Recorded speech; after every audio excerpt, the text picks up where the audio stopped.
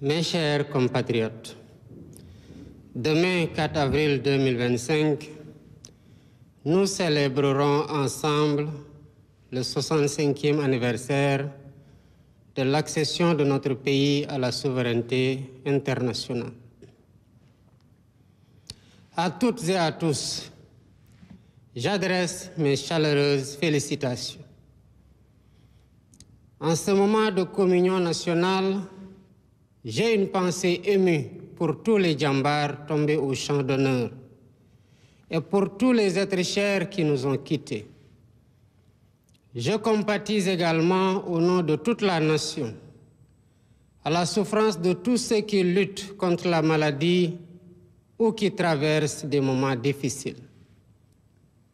Cette année encore, la fête de l'indépendance se déroule sous le signe de la communion spirituelle, en plein carême chrétien et au lendemain de la fin du mois béni du Ramadan. Ces moments d'intense ferveur spirituelle et de grâce nous rappellent que la foi est notre plus belle richesse et qu'elle alimente au quotidien notre capacité exceptionnelle à vivre ensemble dans la fraternité, l'harmonie et la diversité. Rendons grâce au Tout-Puissant pour cette heureuse coïncidence et prions ensemble pour qu'il agrée nos dévotions et continue de veiller sur le peuple sénégalais. Face aux défis des temps, les valeurs héritées de nos aînés nous invitent à toujours unir nos forces dans les moments cruciaux de notre histoire. Nous devons tout faire pour préserver ce précieux legs qui constitue une dimension essentielle de notre patrimoine immatériel. C'est cela l'esprit de notre inébranlable volonté de vivre ensemble que résume si bien notre devise nationale: un peuple, un but, une foi. Mes chers compatriotes, voilà 65 ans maintenant que nous avons pris notre destin en main. 65 ans que le Sénégal affirme fièrement sa souveraineté. 65 ans que le Sénégal poursuit sa marche vers le progrès, malgré les turbulences du monde. Porté par l'idéal d'un Sénégal libre, souverain, juste et prospère, les conquêtes successives de droits et libertés ont posé les jalons d'un modèle démocratique fécond qui se renforce de jour en jour par le dialogue. Cette maturité démocratique permet aux divers acteurs politiques et sociaux de notre pays de s'exprimer librement, de rivaliser âprement au besoin, mais toujours de reconnaître le verdict du peuple souverain. Aujourd'hui, plus que jamais, nous devons tirer parti de cette force motrice pour redresser ce qui doit l'être et donner corps aux aspirations de notre peuple et aux espoirs de notre jeunesse. Mes chers compatriotes, le 4 avril, c'est aussi la fête des forces de défense et de sécurité. C'est l'occasion de rendre un hommage à l'ensemble de nos djambars, piliers de notre nation et remparts ultimes de notre quiétude. À vos aînés et à tous nos anciens combattants, je réitère la reconnaissance et la gratitude infinie de toute la nation.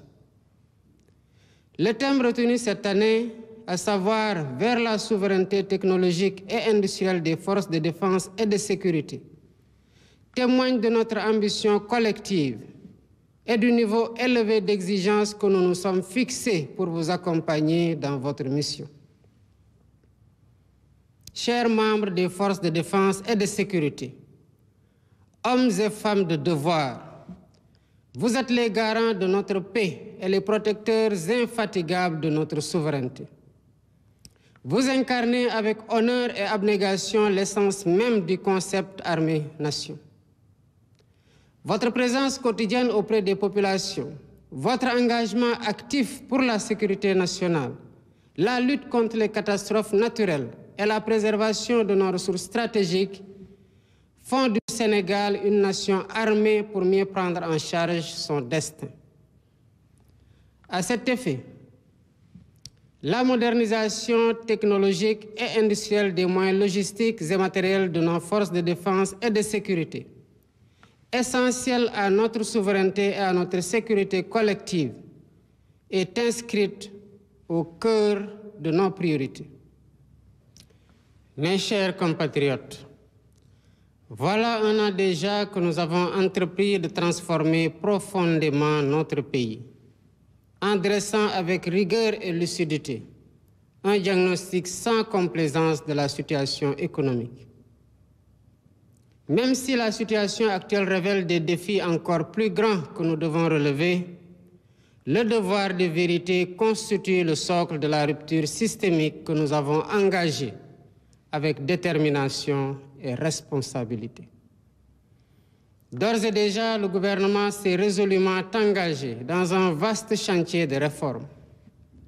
Elle vise l'optimisation des finances locales, une politique budgétaire transparente, la rationalisation des dépenses et la gestion efficiente de la dette pour préserver la viabilité des finances publiques.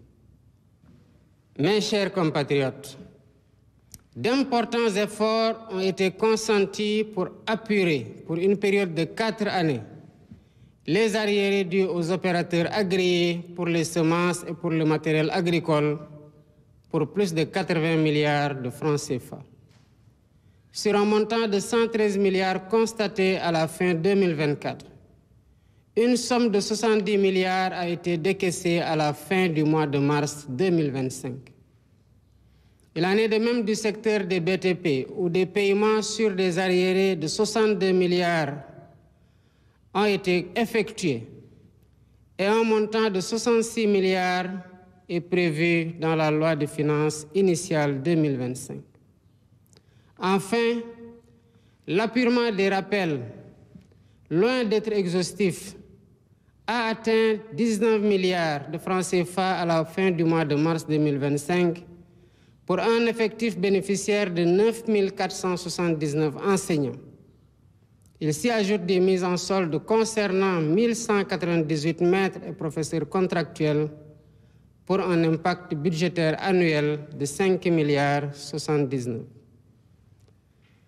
Pour renforcer et soutenir activement l'autonomisation économique des femmes, la phase 2 du programme PAVI de la DER, avec une dotation d'un montant de 107 milliards, sera lancée dans les prochains jours. Elle sera couplée à un vaste programme innovant de 3 000 fermes intégrées sur une superficie globale de 15 000 hectares, réparties sur l'ensemble du territoire et associant agriculture et élevage. Ainsi, dès cette année 2025, nous lancerons le programme innovant des coopératives agricoles communautaires, structure destinée à renforcer les capacités de production des agriculteurs et éleveurs, notamment des jeunes et des femmes, et à favoriser leur accès au marché. Ces avancées réalisées malgré les contraintes budgétaires sont le socle de perspectives ambitieuses. Mes chers compatriotes, dans ce contexte marqué par la rareté des ressources, seule la discipline budgétaire, qui n'est pas négociable, nous permettra d'engager avec confiance le redressement indispensable de nos comptes publics. Le basculement intégral très prochain dans le système intégré de gestion de l'information financière permettra également de renforcer l'intégrité des opérations budgétaires et financières et le suivi strict du patrimoine de l'État. Cette stratégie se traduit par nos efforts constants pour alléger concrètement le coût de la vie, avec la baisse continue des prix des denrées de première nécessité, tout en préservant la qualité de vie des Sénégalais en matière de santé et d'environnement. Ces baisses, comme je l'avais annoncé récemment, se poursuivront par la grâce de Dieu. Avec l'entrée récente de notre pays dans l'ère de la production pétrolière et gazière, nous veillerons à ce que les ressources stratégiques soient exploités dans la transparence et le respect absolu de l'environnement pour le bénéfice du peuple sénégalais. Dans le cadre de la réappropriation de nos ressources, le processus de renégociation des contrats suit son cours normal. Les résultats obtenus à ce stade sont plus que satisfaisants. Ils seront communiqués à temps opportun au peuple sénégalais. Conscient de la priorité de l'accès universel à l'eau, nous avons engagé la réalisation de la phase 2 des forages ruraux et lancé les études de faisabilité du grand transfert d'eau. Ce dernier projet, très structurant comme les autres, portant sur les autoroutes de l'eau, contribuera à la sécurisation de l'approvisionnement en eau potable pour près de 15 millions de Sénégalais. Dans la même dynamique, nous accélérons les projets sur l'électrification rurale pour l'atteinte rapide de l'accès universel à l'électricité. Pour ce faire, nous veillons rigoureusement à la bonne exécution des chantiers, afin que les délais soient respectés et les coûts maîtrisés, notamment grâce à la renégociation de contrats majeurs permettant l'électrification d'environ 2740 localités supplémentaires. S'agissant du foncier, il a fait l'objet d'un audit inédit ayant conduit à des mesures correctives qui sont en cours de mise en œuvre. Désormais, la gestion du patrimoine foncier se fait avec rigueur, transparence et responsabilité, mettant ainsi progressivement un terme aux pratiques de bradage des terres, tout en garantissant une répartition juste et équitable des ressources nationales. Cette dynamique sera poursuivie avec la relance des concertations sur la délicate, mais nécessaire et inéluctable réforme foncière. Mes chers compatriotes, les efforts déployés pour la mise en œuvre des accords de paix en Casamance sont le témoin de notre attachement à notre vivre ensemble, à notre fraternité restaurée et à l'unité profonde de la nation sénégalaise. Avec le plan Diomaye pour la Casamance, nous avons engagé un processus irréversible de réconciliation et de retour digne des populations déplacées.